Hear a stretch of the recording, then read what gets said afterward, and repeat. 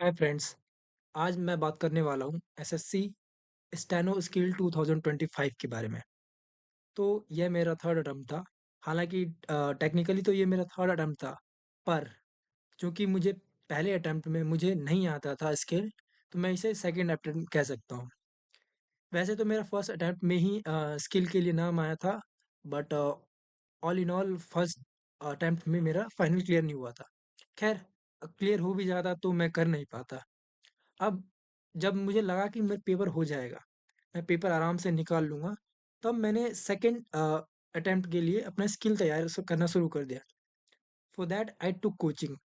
पर one biggest mistake I made it, I used to transcribe a lot, but I never practised it on computer. मुझे हमेशा से यह मलाल रहा है कि क्यों मैंने उसे लाइन टू लाइन चेक नहीं किया, और एट द एंड मैं ये कॉन्फिडेंस था कि मेरा डी तो निकल जाएगा, सी भले ही ना निकले पर डी तो ज़रूर निकल जाएगा। पर हुआ ये कि मेरी गलतियाँ बहुत सारी हुई और मैं रह गया despite having good marks for getting at least in D. पर खैर, जो भी हुआ, अब मैंने थर्ड अटेम्प्ट दिया सीबीटी, जो कि एडुकेटी ने करवाया। अब उसमें मैंने सब कुछ बढ़िया किया। एडुकेटी के इतने सारे घपलों और जितनी सारी एरर्स और जो भी उन्होंने अपना अपना गंदा सा स्ट्रक्चर तैयार किया था, उसके अकॉर्डिंग मैंने 150 1 या 2 के आसपास स्कोर कर लिए थे, despite errors in the answer keys. And after the bonus marking I got 171, but then again there was normalisation और उसमें मैं अटक गया, उसमें आया मेरे 165। खैर, जो भी है, if not in top 10, then I think it must be in top 50, and if that is so, then great. अच्छा, मैं भी कहाँ चला गया? तो मैं बात कर रहा था ये स्किल की। तो मैंने दोनों दिया स्किल डी, सी और डी। पर जहाँ तक मैं बताऊँ, C was much easier as compared to the D. ऐसा नहीं था कि डी एकदम ज़्यादा टफ था या फिर सी एकदम इजी था। नहीं, सी तो एज यूजुअल जैसा पहले भी होता वैसा ही था।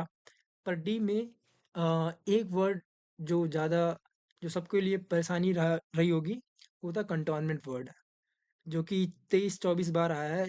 आई गेस मैंने काउंट किया था वहाँ पे, तो ऐसा ही था, 23-24 बार। अब बहुत लोगों ने उसकी स्पेलिंग गलती कर दी है, कहीं कैपिटलाइजेशन और एटसेट्रा एटसेट्रा, ये सब उसमें गलतियाँ होंगी। तो लेकिन अगर ये सब गलतियाँ हुई भी, तो भी ज़्यादा से ज़्यादा इंसान कहाँ तक गलती कर देगा? 30 तक। टोटल मैं सब कुछ फुल फाइनल बात कर रहा हूँ। ऐसा नहीं कि सिर्फ 30 ही मिस्टेक होंगी, 30 टोटल मिस्टेक होंगी। अगर हाफ तुम्हारी 30-40 भी होगी, तो फुल वो काउंट होकर 20 होगी।